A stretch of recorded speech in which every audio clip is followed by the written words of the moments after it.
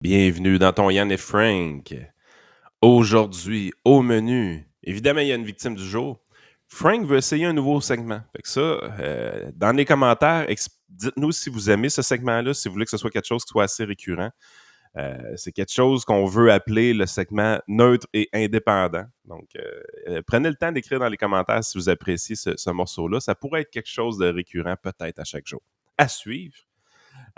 Mais aujourd'hui, le sujet principal, Pierre Poilievre qui déclare s'il est élu, s'il n'y a pas de char dans le troisième lien, il n'y aura pas de cash. Donc, la marde va pogner avec les journalistes au Québec, c'est sûr.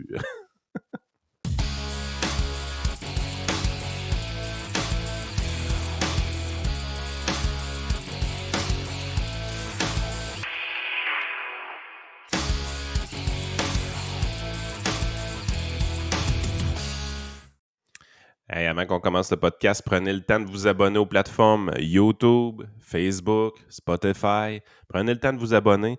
Si vous pouvez mettre des avis aussi également sur Spotify, sur vos téléphones cellulaires ou sur Apple également. Il y a peut-être 15% des gens qui écoutent ça avec Apple. Prenez le temps de le faire. Ça nous aide beaucoup à faire connaître tout ça.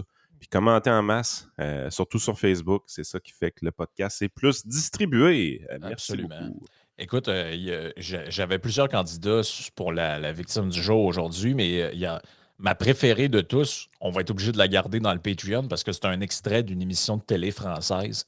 Puis encore, on se fait tout le temps flaguer quand il y a de quoi avec ça. Là, fait que je veux quand même le mettre, l'extrait. Fait que ça va être dans la partie paywall parce que sinon, la vidéo, on va se faire. Puis, tu sais, c'est même pas juste une question de démonétiser. C'est juste pour expliquer aux gens. C'est que des fois, même, ils nous enlèvent le truc parce qu'ils disent qu'on a volé le contenu alors que.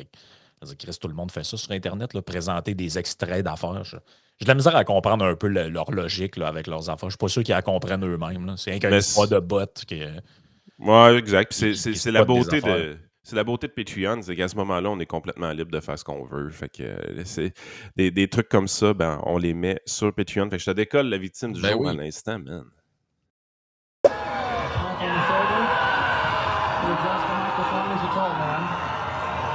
There's so much potential for beauty and for devastation. Yes. Donc, cette semaine, en fait, aujourd'hui, puis on donnera les résultats du sondage là, Patreon sur les victimes du jour de la semaine passée pour élire celle de la semaine. Aujourd'hui, le gagnant est Guillaume Oh, Lepage. c'était sûr. J'aurais dû penser que c'était lui qui allait sortir. Écoute, Guillaume, là, il a même écrit une lettre. Là. Il a perdu son crochet. Il est temps pour moi de quitter Twitter, puisque Monsieur Fusée, Elon Musk, vient de me retirer mon petit crochet. Seulement 6% des Québécois utilisent Twitter, ce qui est peu, mais ça inclut 100% des morons, ce qui est trop. Payer pour me faire insulter, c'est non. Faut pas charrier quand même. Merci à mes gentils abonnés. Bon, ils étaient morons il n'y a pas longtemps, là, ils sont rendus gentils. Avec qui j'ai discuté depuis 2010. Merci aux autres, croisés lors d'un échange amical ou musclé. Je sais que je vous abandonne avec la frange de la société. Vous m'envoyez désolé, mais rien ne vous oblige à y rester. Guilla. On dirait le genre la lettre du capitaine du Titanic. Là, tu sais. Ben, au moins, C'est. pour l'instant, on est rendu le 24 avril, puis c'est son seul, c'est vraiment son dernier tweet. Cette fois-ci, il a menacé de quitter, puis il a Ah ouais. quitté pour vrai. Ben non, Ben pas chaud. oui puis non, parce que moi, ce que j'ai aimé, c'est marqué, bon, adieu Twitter, blablabla, et le compte est ouvert. Il y a juste marqué compte fermé. Fait que, tu sais, Il est pas prêt. non, Son deuil est pas fait. ben, c'est parce qu'il est utile, ce compte-là. Là. Avant de partir, il a quand même trouvé le moyen d'essayer de faire perdre la job à un gars qui est animateur au Saguenay. Là.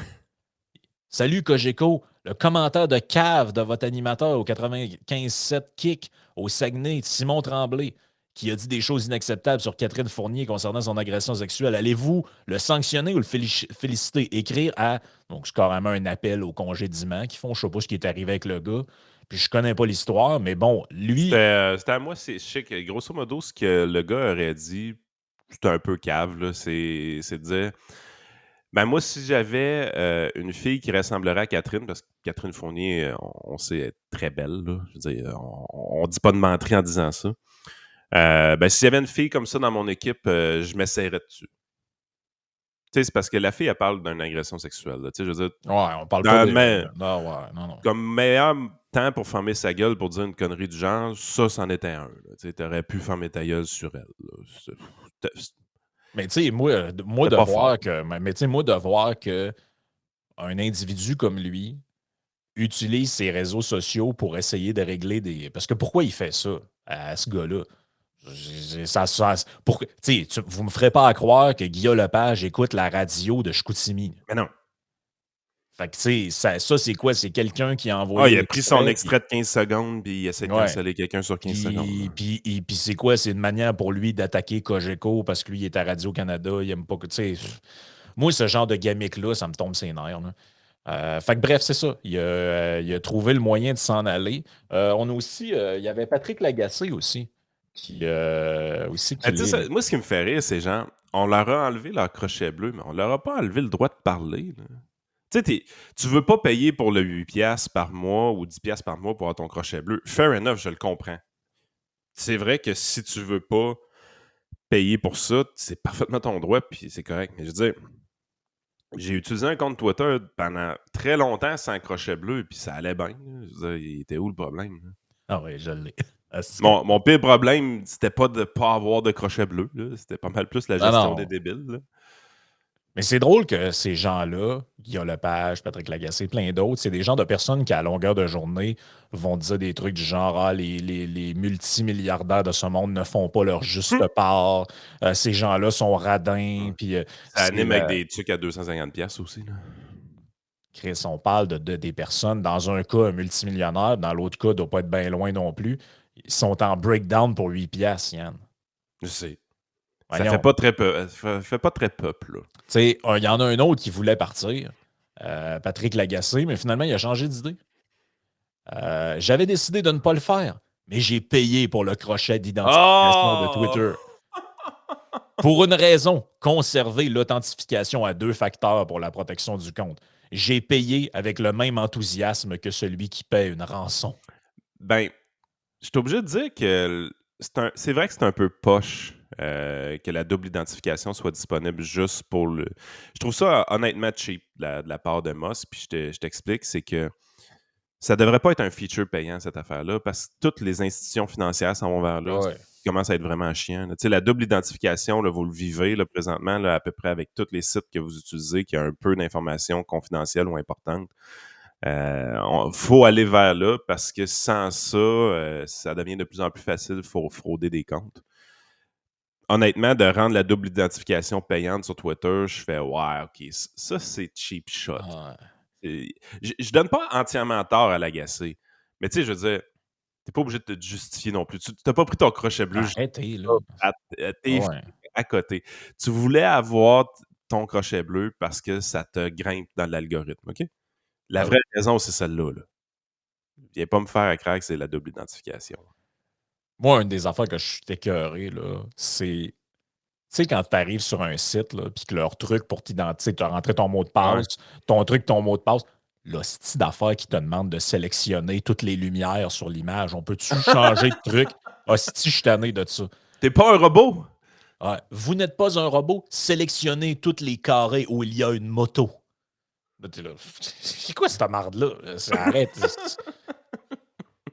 Hey, puis il y en a partout de ça, là, des sites que tu arrives, tu t'abonnes, c'est n'importe quoi. Mais avec la double identification, on le voit moins un peu. Ouais, c'est ça. J'ai l'impression que l'autre, c'est comme une ancienne affaire, là, mais puis là, en plus, ça dépasse tout le temps sur le carré d'à côté. Puis là, tu dis, faut que je clique sur lui où ça dépasse un peu. Là, tu cliques dessus, tu en refais un deuxième.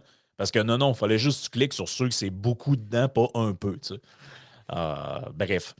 Bon, on est encore sur la saga, malheureusement. Ben, j'ai envie de te dire, les gens qui sont dans la région de Montréal ou dans les autres régions du Québec, ils ont l'impression que ça ne les concerne pas, mais je vais vous dire une chose, ça vous concerne aussi, parce que puis c'est le message que j'ai envoyé dans un texte que j'ai mis sur notre Facebook puis sur le Patreon, là, c'est que les gens comme Laure Varidel, qui, elle disait qu'elle pleurait de joie quand elle a vu le projet annulé. GND, lui, nous dit que c'est une grande victoire citoyenne. Tout.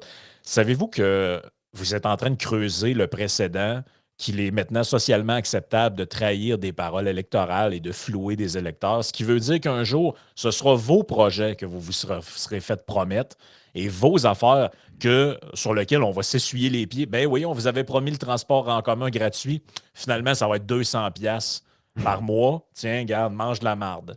Ouais, mais là, ça n'a pas de bon sens, les gens avaient voté pour ça. On a changé d'idée. Puis moi, je vais écrire des textes, je vais dire j'ai pleuré de joie quand j'ai vu que le projet de transport en commun a été abandonné. J'étais tellement heureux, j'ai pleuré de joie. Et là, bref, il y a eu plusieurs réactions là-dessus. Je suis obligé de te dire, je pense que le meilleur texte que j'ai lu, c'est celui étrangement, de Thomas Mulcair, qui était très solide, là, qui parle. Mulcair, lui, il va pas avec Il est le dos de la sous-estimé, main. mais il est sous-estimé, Tom Mulcair. Ben écoute, c'est parce que c'est rare qu'on accorde la crédibilité à quelqu'un qui s'est déjà encarté NPD. Là. Et lui, tu sais, je veux dire, son texte, il est très intense. Là. Troisième lien, un mensonge d'État sans précédent. Je pense que les mots sont pas trop forts. Là. Non? C'est parce que la raison pour laquelle on en parle autant, puis que ça fait autant de bruit, puis qu'un gars comme lui écrit là-dessus, là, c'est qu'on ne parle pas du point 22 d'un programme électoral que finalement, bon, Non, ils ont fait campagne là-dessus. on enlève ça. Ils ont fait campagne là-dessus, Yann. En 2000, l'idée juste pour expliquer aux gens qui ne viennent pas de Québec, là, l'idée de troisième lien a été remis à l'ordre du jour par la Chambre de commerce de Lévis en 2014 ou 2015. 2016, la CAQ a sauté là-dessus comme un morpion sur une couille. Ils ont parti une pétition. J'ai refouillé tous les textes pour voir l'origine de la patente. La CAQ a fait une pétition là-dessus? Ils ont parti une pétition en 2016 pour un troisième lien. Je ne sais pas combien de gens l'ont signé. Le Parti libéral a repris ça. Ils ont parti le bureau de projet du troisième lien. Ils ont sorti leur affaire où il y avait 5 tracés. Ils disaient qu'ils pourraient passer là, là, là, puis là, dont une qui passait en biais de l'île d'Orléans pour remplacer en même temps le pont de l'île qui est à refaire. Ah, il est fini. Et traverser l'autre bord. Donc, de faire d'une pierre deux coups, relier ensemble 2 infrastructures en une, pas en 2, en une. Et finalement, la CAQ accusait pendant des mois les libéraux de ne pas avoir l'intention de le faire. Les libéraux se sont fait battre aux élections avec la CAQ, avec Éric Kerr, qui disait « s'ils le font pas, je démissionne ». Ils ont laissé traîner ça. Bon, la pandémie, c'est pas de notre faute, il y a eu une pandémie. On retourne en 2022. Bernard Drinville qui se met au bat là-dessus. Martine Biron aussi. Éric Kerr qui dit qu'il va donner jusqu'à sa dernière goutte de sang pour ce projet-là. Legault, qui, il y a encore 2-3 semaines, appelait Gilles Lehoulier pour lui dire « oui, oui, ça va se faire, il n'y a pas de problème ». Regarde, je vous ai fait un portrait très cool. Ah, puis quand tu es dans la région de Québec, en campagne électorale, tu ne fais qu'entendre parler de ça. Quand le politicien national débarque dans la région, il ne parle que de ça. Quand il fait ses entrevues régionales dans les stations de radio, il ne parle que de ça. Écoutez, c'est simple. La CAQ, il y avait 2 projets. Une pour la région de Montréal, qui était la loi 21, c'est-à-dire la neutralité religieuse de l'État. Mais bon, je n'ai pas besoin de vous expliquer ce qu'on en a déjà dit là-dessus. Là. C'était pour faire plaisir aux gens de Montréal, les francophones de Montréal qui sont écœurés de voir des symboles religieux, d'un truc un peu partout. On comprend que c'était ça l'idée. Et l'autre place où il y avait une grosse proposition, c'était la région de Québec, où il y a 2 ponts finis, un à côté de l'autre, un qui a 100 ans, qui est arrivé à bout de vie, et l'autre dont la capacité journalière est de 92 000 voitures par jour. Il est à 104 000 en ce moment. Il est surchargé, le pont. Il vieillit prématurément. Donc, l'idée de tout le monde qui a un peu de cerveau, c'est-à-dire, on va... C'est même pas une affaire pour le trafic puis tout, c'est juste une question de sécurité. C'est qu'il y en a un qui est surchargé, puis pour préserver sa durée de vie dans le temps, il faut que tu le ramènes à sa capacité normal. C'est dans les alentours de 80 000, mettons, par jour. Donc, tu prends tout le monde qui descend de l'Est pour aller prendre le pont, puis tu les fais passer par ailleurs pour que les infrastructures ne soient pas surchargées. Et ça, c'est le projet de la CAQ 2016, 2017, 2018, 2019, 2020, 2021, 2022, 2023. Et là, printemps 2023, il envoie Geneviève Guilbeault au bat avec une série de cartables de Cayano avec toutes des affaires qu'elle n'a pas lues, puis qu'on sait, en fait, c'est probablement toutes des feuilles blanches brochées ensemble. Là. Non, c'est n'importe quoi. J'écoutais la conférence de presse, c'est un des trucs les plus pathétiques que j'ai vu de ma vie. Et toi, tu avais souligné l'hypothèse que c'est Justin Trudeau qui avait fucké le truc parce que ce qui était un peu confirmé par Jean-Yves Duclos à demi-mot en disant ouais, nous autres, on n'était pas pour ça, ce projet-là. Parce que eux, ce qu'ils veulent maintenant, c'est donner des subventions puis du cash à des projets de pistes cyclables puis de transport en commun, puis ils ne veulent plus rien savoir des routes, en particulier dans les régions du Québec. Euh, et ce qui confirme encore plus ta thèse, c'est la réaction inverse de celle de Pierre Poilievre. Les conservateurs fédéraux, ils n'avaient comme pas trop réagi encore. J'avais vu Pierre Paulus qui avait dit ouais, on est déçus. Puis en tant que député de la région de Québec, je trouve pas que c'est une bonne idée, mais bon, on respecte le gouvernement du c'est la phrase habituelle, on respecte le gouvernement du Québec, puis tout. Ben, ça, Et, c'est tout le temps le bug, hein, parce que les conservateurs sont très autonomistes dans le sens que s'insurger dans les décisions provinciales, c'est pas leur premier choix. Ils veulent pas faire ça le moins possible. C'est la raison pourquoi, normalement, si c'était des conservateurs au pouvoir au niveau fédéral, Québec aurait réellement la pleine liberté de designer son projet comme il voulait et éventuellement, le financement viendrait pareil.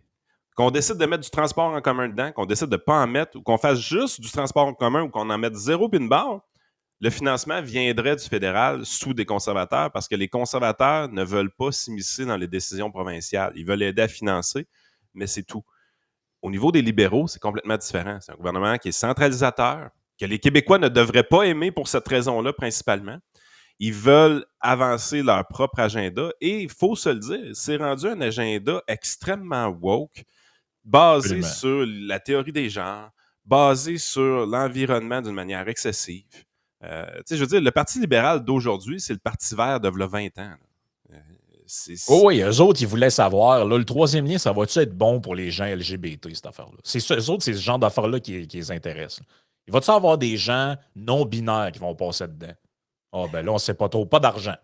Nous autres, il faut que ça soit bon pour la Terre, puis pour les gens racialisés, puis toute la patente. Fait qu'écoute, c'est un peu ça qui les intéresse.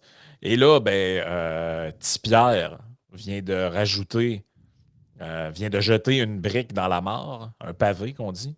Pas d'auto, pas de financement pour le troisième lien, dit Pierre Poilievre. Pierre Poilievre prévient François Legault. Un gouvernement conservateur ne mettra pas un sou dans le financement d'un troisième lien entre Québec et Lévis si les automobilistes sont exclus du projet. Dans un entretien avec le journal, le chef conservateur a commenté pour une première fois l'annonce du gouvernement du Québec dans l'épineux dossier du troisième lien. Toujours aussi tranchant dans ses propos, M. Poilievre ne s'est pas gêné pour jeter le blâme sur le premier ministre du Canada qui priorise désormais les investissements dans les infrastructures de transport collectif. Justin Trudeau a tout fait pour bloquer le troisième lien. Il a indiqué qu'il était contre les automobilistes, affirme Pierre Poilievre. Il a également fait référence à l'influence des analystes et des politiciens de Montréal qui, selon lui, penchent vers la gauche avant de lancer un message clair à François Legault. Les libéraux et la gauche du plateau Mont-Royal font la guerre contre l'auto. Donc moi, après avoir écouté le gros bon sens des gens de la région de Québec, permettez-moi d'envoyer un message tout aussi clair.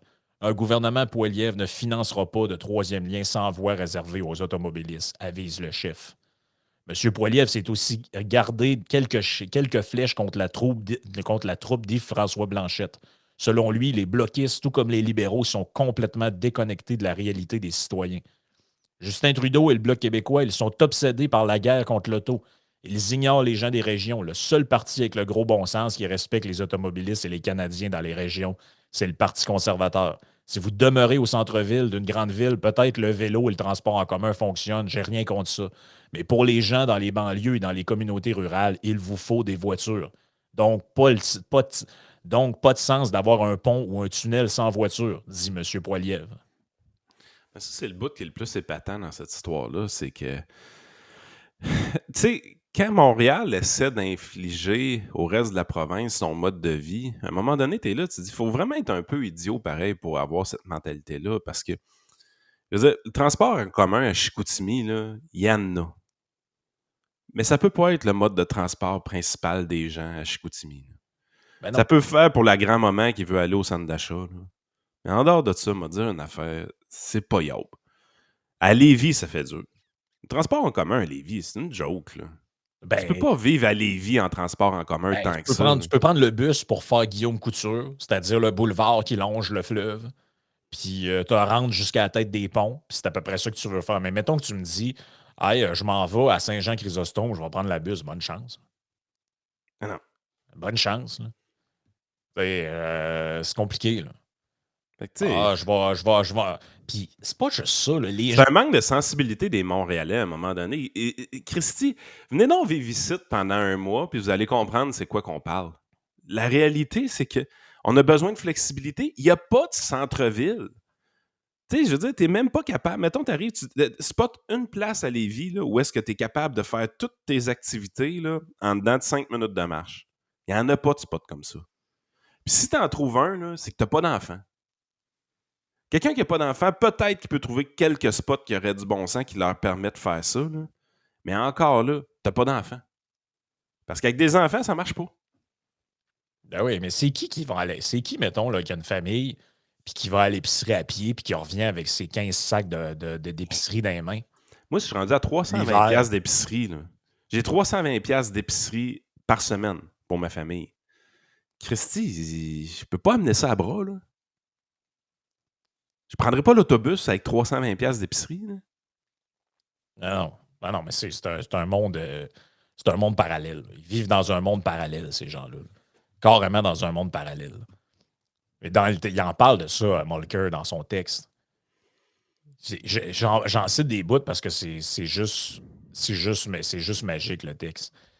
Il dit 4 ans et demi après son élection, Legault accouche d'un tunnel réservé au transport collectif au lieu du lien multifonction promis. Quand ça fait son affaire et pour l'aider à se faire élire, François Legault évoque avec poésie notre deuxième métropole en parlant de Québec. Ils sont tellement pragmatiques. Vendredi, en amont de l'abandon de l'essentiel du projet, les caquistes répétaient toujours la même cassette pour se justifier. Ils sont pragmatiques, disent-ils. En fait, ils sont si pragmatiques qu'au lieu d'une deuxième métropole, ils traitent la ville de Québec comme un gros village. Ils Oui. sont si pragmatiques qu'ils calculent que maintenant qu'ils ont été réélus sur la base de cette promesse, ils peuvent l'abandonner sans conséquence. L'idée de faire du transport collectif une priorité est excellente. Ça permettrait sans doute d'éviter des chicanes avec le fédéral pour sa part du financement de l'important projet. Mais pourquoi interdire tout le reste? Comment justifier que pour la moindre livraison d'une pièce de machinerie entre un atelier de Beauport et la Davie, on soit toujours obligé de se taper des vingtaines de kilomètres alors que c'est juste en face? Le pont de Québec a plus de 100 ans et il est rouillé. Et on n'a aucune idée de combien de temps il restera encore debout. Le pont Laporte a 50 ans. Au cours des dernières années, il a connu des fermetures complètes ou partielles pour permettre d'importants travaux. Ça illustre bien le réel besoin d'avoir ce fameux troisième lien. Pensez-y une seconde. Il est tout à fait plausible qu'il y ait fermeture et ou réparation sur ces deux ponts en même temps. On fait quoi? La boucle par le pont La Violette à Trois-Rivières? Malchance, celui-là aussi est en état de réparation. Le pont-tunnel La Fontaine à Montréal? Il est en réparation encore pour quelques années à venir. Soyons sérieux. Tout cet argent, toute cette construction, tous ces travaux de forage et toutes ces perturbations pour faire passer quoi? Un tramway? On fait quoi à 3 heures du matin? On fait un périple interminable pour emprunter l'un des ponts? Au moment où ce tunnel ouvrira, s'il ouvre réellement un jour, il est très probable que les transports lourds aient rattrapé les véhicules personnels en termes d'électrification. Pourquoi ne pas y permettre le passage des véhicules à zéro émission? Il est où le problème? C'est un très bon coup pour les partis d'opposition, mais c'est quoi leur proposition? Le chef conservateur suggère qu'on pourrait profiter de la construction du nouveau pont de l'île d'Orléans pour continuer vers la rive sud. Ça implique des défis de protection du paysage, certes, mais au moins c'est une idée. Les politiciens comptent souvent sur le fait que la mémoire des électeurs est très courte. C'est sans doute le calcul de François Legault pour cette trahison sans précédent des citoyens de Québec. Comme Legault aime le dire lui-même, on verra. Ah, ça n'a pas de sens. Hey, mais c'est des. Moi, je me souviens pas d'avoir vu des textes. Tu sais, oui, il y a eu des gens là, qui sont bandés sur le gouvernement. Puis, hey, c'est tellement extraordinaire. Tu sais que quand QS est bandé sur une décision de la CAQ, tu sais que c'est parce que tu t'es fait fourrer. Là. Mais, Oui. mais moi, de voir que des gens écrivent ça dans des grands médias qui parlent de trahison puis de mensonges d'État, puis tu sais, il y en a eu d'autres, là. Moi, j'ai jamais vu ça. Là. Je suis pas si vieux que ça. Je me rappelle. J'étais pas là dans le temps de Robert Bourassa et des autres. Là. Mais de voir que des gens, des médias parlent que ce gouvernement-là a fait des trahisons, c'est des accusations. C'est quand même des constats qui sont graves. Là. Ben moi, la gang de Montréal me fait chier depuis longtemps, mais j'ai jamais eu confiance dans les médias québécois à cause de ça. C'est des médias nationaux, mais concentrés tout en même place. Mais là, c'est plus qu'ils me font chier. Là. Tu sais, c'est genre... C'est du mépris, là. C'est vraiment, vraiment, vraiment du mépris envers la région de Québec. Tu sais, je veux dire, à un moment donné, là, vous êtes qui, vous autres, pour nous dire que c'est pas correct, notre mode de vie? Allez non chier, sacrément. Sérieux, là, allez chier, là, je suis plus capable. Ah oui, c'est les médias. Puis, tu sais, encore là, j'en parlais. Là, J'ai travaillé à Montréal, au centre-ville. Puis ma femme était au Lac-Saint-Jean à ce moment-là. Ben, c'était pas ma femme dans le temps, là, mais celle qui est devenue ma femme était au Lac-Saint-Jean. On a fait l'été. J'étais allé à voir toutes les fins de semaine, puis tout ça. Puis notre conclusion après mon trip de 4 mois à Montréal, c'était qu'on voulait pas vivre là. Ah ouais. Savez-vous pourquoi? Parce qu'on voulait une famille jeune, moi puis elle. D'ailleurs, c'est pas mal ça qu'on a fait. Notre premier enfant, on l'a eu à 24 ans. Mais la raison pourquoi on voulait rien savoir d'aller à Montréal, c'est que j'avais des collègues de travail qui étaient célibataires. J'avais des collègues de travail qui étaient en couple sans enfants. Et j'avais des collègues de travail qui avaient des enfants. Mais tous les collègues de travail qui avaient des enfants ne vivaient pas à Montréal.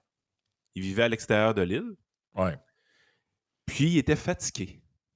Ils étaient fatigués tout le temps parce qu'ils étaient dans le trafic tout le temps. Puis, à un moment donné, je regardais ça aller, puis j'étais là, j'ai dit, c'est beau ce qu'ils font, tu sais, je trouve qu'ils sont dévoués et tout ça, puis, mais pour avoir une maison à l'extérieur, tu sais.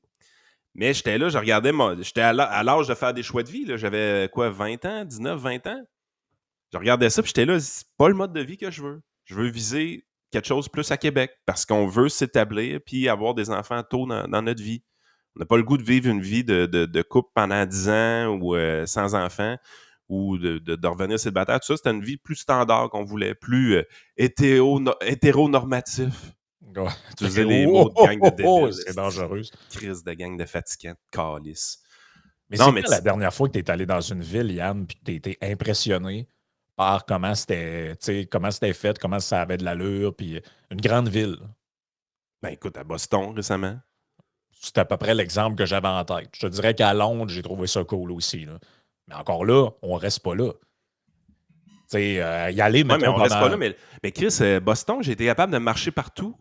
Puis c'était facile. Mais tu sais, Puis Montréal, le trafic est fluide partout. Écoute, hey, on vivait pendant la semaine à Boston. Là. J'avais mon hôtel à Cambridge. Et pendant la semaine, on était là. Donc, techniquement, il y avait du trafic ou il y avait du. Mais on faisait toutes sortes d'activités avec les enfants. J'ai pas été pogné dans le trafic aucune fois. Tout était fluide tout le temps. ben oui, ben oui. Mais je veux dire, la ville de Montréal, ils ont des cônes sur le bord du chemin. C'est le ministère du Transport qui les a dit ouais, là, il faudrait que vous fassiez le ménage dans vos cônes oranges. Il y en a, ça faisait 16 ans qu'ils étaient là. Puis le pire, c'est qu'ils sont tous loués. Hein. Ah ouais, 16 ans que les cônes sont sur le bord du chemin. Voyons. Je Ben te non, dis, ça peut. Ben voyons. Ben voyons. Yann, il faudrait que je te recherche l'article. 16 ans? Il y avait des cônes, ça faisait 16 ans qu'ils étaient là.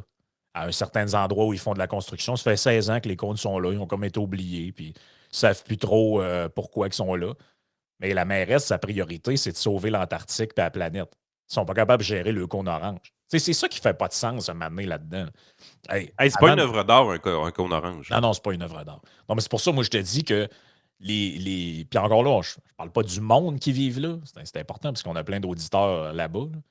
Mais les médias et les politiciens qui viennent de là, qui veulent implanter leur gestion chaotique de leur ville ailleurs sur le territoire, je veux dire, vous n'êtes pas un modèle. Là. Votre ville, moi, je la mettrais en tutelle. Fait que vous n'êtes pas un modèle. Justement, parlant de modèle, tu sais que Radio-Canada est un média neutre et indépendant. Donc, moi, je pense qu'on devrait faire un segment, peut-être pas chaque jour, on va voir qu'est-ce qu'il y a dans l'actualité, mais on devrait faire un segment chaque jour, ou presque, en tout cas au moins chaque semaine, pour mettre en évidence cette neutralité et cette indépendance-là. Donc, ce matin, j'ai 3 exemples pour le segment. Le premier exemple, c'est ceci ici, avec Gérald Fillon. Jour de la Terre, peut-on marier croissance économique et environnement? Et là, bref, c'est un genre de semi-apologie de la décroissance parce qu'on va se demander, dans le fond, là, la croissance économique, l'environnement, c'est-tu compatible, cette affaire-là? Et voici quels sont les invités. J'ai des questions pour toi, Frank. Est-ce que, on va juste des faits, est-ce que les émissions de gaz à effet de serre au Canada ont diminué dans les dernières années? Je dirais que oui. Est-ce que la croissance économique a diminué ou augmenté dans les dernières années? On a augmenté. OK. Mais regarde la liste des invités. François Delorme, économiste à l'Université de Mais Sherbrooke. tu comprends-tu qu'à la base, là, la question, c'est peut-on marier croissance économique et environnement? La réponse est définitivement oui, vous le voyez. Ben On non. est en train de diminuer nos émissions et il y a plus de croissance. Ah oui, ça n'a pas rapport là. Ça marche, c'est possible. Oh oui. Mais là, les invités. François Delorme, un genre d'économiste qui prône la décroissance à l'Université de Sherbrooke. L'économiste, de la croissance. Ça va super bien. Louise Hainaut-Étier, directrice du Centre Eau-Terre et Environnement. Et Maxime Penneau-Jobin, ancien maire socialiste de la ville de Gatineau. Trouvez-vous que ça a l'air d'un panel neutre et indépendant, ça, pour analyser cette question-là? Moi, personnellement, je trouve que ça n'a pas l'air si neutre que ça. Gérald, ça ne tentait pas d'appeler notre ami Vincent Gelozo? Ouais, ou Pierre Desrochers, ou je sais pas, non. Non, Non, ça ne tentait pas. tentait pas. Deuxième exemple de neutralité et d'indépendance, le documentaire publié par Radio-Canada, T'es belle pour une noire. C'est un documentaire qui met en lumière le colorisme au sein des communautés racisées. On s'interroge sur les origines de ces fléaux et de ces legs psychologiques. Ça, en gros, c'est le fait que le colorisme, c'est le fait qu'il y a des gens blancs, des hommes blancs, qui trouvent plus belles des femmes blanches que des femmes noires. Et ça s'appelle le colorisme. Et c'est un phénomène, il faut faire un documentaire là-dessus. Troisième exemple, et nous irons à la partie Patreon tranquillement avec ce troisième exemple. Peu de diversité dans le monde des microbrasseries. Et là, on parle de documentaires réalisés à Edmonton et Calgary sur le fait que, bon, dans le monde des microbrasseries, il n'y a pas assez de gens de couleur racisés, toute la patate. J'ai même un audio, je ne sais pas si on va l'entendre, tu me feras signe, parce que je ne sais pas si leur lecteur marche là-dessus. Là. Justement, Semen Varghese, qui est la réalisatrice et coproductrice du documentaire, est indo-canadienne. Sharon Reuter, dont on parlait, dont on a entendu l'extrait en début d'entrevue, est noire également. Quelles conséquences pour elle, ça a de ne pas être représentée? Est-ce que ça va jusqu'à dire, ben, j'irai pas ce soir, ça me tente pas, je me retrouve pas là? Ou... Yeah, c'est exactement ce qui se passe. Comme moi, j'ai des collègues aussi qui sont asiatiques, puis ils m'ont dit la même chose. Comme, yeah, moi, je regarde, même à passer devant une brasserie, puis je regarde dans la fenêtre, puis c'est comme juste du monde qui ne me ressemble pas. Je suis comme, you know, I don't feel like I belong there. Je suis pas intéressé d'entrer dans un espace où je me sens pas nécessairement safe. Fait que je pense que... Mais ça, c'est... Attends un peu, là. Non. Un peu, là. Il se sent pas safe. Lui, il passe en avant de la... C'est quoi? Si on bat des Noirs puis des Asiatiques dans les bars à cette heure? Ah non, lui, ce gars-là, eux autres, dans leur vision du monde... Je te rappelle que sont supposés d'être antiracistes, ces gens-là. Mais eux passent en avant d'un restaurant, puis ils regardent, puis ils font... Oh, il y a Moi, pas je rentre mal pas trop... là, il y a trop de blancs ici. Il y a trop de blancs ici. Moi, je rentre pas ici. Là. Je suis pas en sécurité. Voyons, là, arrête. Hey, sérieux, man. Puis ça part...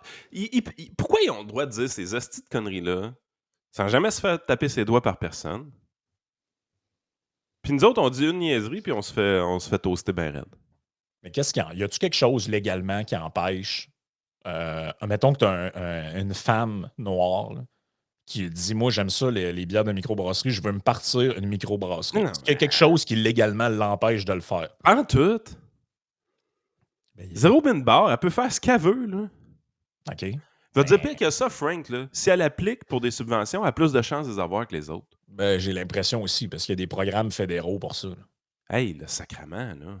Ah non, je te dis, Fait que c'est ça. Les gens jugeront par eux-mêmes. Est-ce que c'est un média neutre et indépendant tel qu'il l'a été présenté? Là, on est dans la sphère francophone. On pourra peut-être aller une prochaine fois dans la sphère anglophone. Mais c'était le média neutre et indépendant de Radio-Canada. On va passer à la partie Patreon.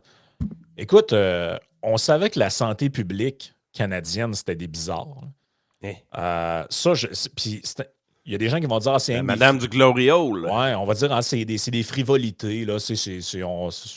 Pas besoin nécessairement de parler de ça. Ouais, mais c'est du monde qui nous ont enfermés en dedans. Ouais. Moi, de savoir qu'ils sont tombés 2 pieds, 2 mains dans les gender fluides, puis dans le wokisme par-dessus la tête, je trouve ça m'en dit long sur la science qu'il y a en arrière de là-dedans. On va parler d'une étude complètement loufoque qu'ils ont faite et aussi la victime du jour de la partie Patreon parce que on ne pouvait pas vous le passer dans la partie gratuite. N'oubliez pas aussi Karim El Ayoubi ce matin. Très bonne chronique. En fait, zéro politique à l'intérieur. Il nous a parlé des 10 plus grandes avancées biomédicales dans sa perspective. Donc, c'est un classement qu'il a fait. C'est super intéressant. C'est très scientifique. Donc, à votre avis, est-ce que vous allez retrouver la vaccination dans le top 10 de Karim? C'est à vous d'aller le découvrir.